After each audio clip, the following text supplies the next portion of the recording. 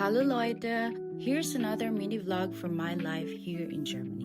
Welcome to Laika Diary. Noong nakaraan nga ay nagsimula ng mag-snow dito sa Germany. At dito nga sa Hamburg kung saan ako nakatira ay kadalasan 1 o 2 araw lang ang snow tapos magme-melt na. Mas madalas ang ulan dito. At ito nga ang view na makikita sa staff room namin. At 2 PM na nga at magla-lunch pa lang ako dahil tinapos ko na nga yung isang heart surgery namin. At mahigit 1 oras na lang ay end of shift ko na. At ito naman ang makikita galing sa itaas. Paglabas ko nga ng ospital ay sobrang dulas ng daan. Una, dahil ito ang first day ng snow. Yung unang patak ng snow ay nagiging ulan. At dahil malamig ang panahon, ay nagiging yellow ulit sila. At pangalawa, dahil mali yung shoes na naisuot ko. Rubber shoes nga lang ang suot-suot ko dito. Puti pa ang kulay at medyo basa na rin sa loob.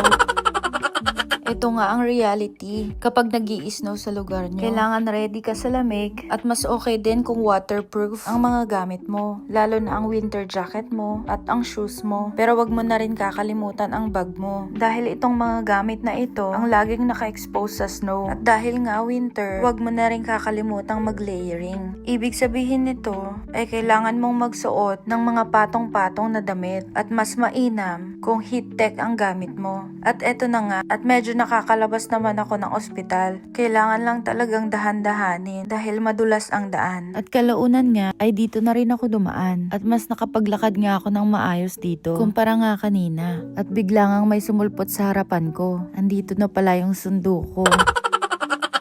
At balak nga naming maglibot-libot sa city ngayon. Dahil kinabukasan nga ay on-call duty na naman ako. At Sabado nga rin bukas. Ibig sabihin ay kailangan kong maging ready anytime na tawagan nila ako para sa mga emergency operation namin. O sige na Leute, magde-date muna kami.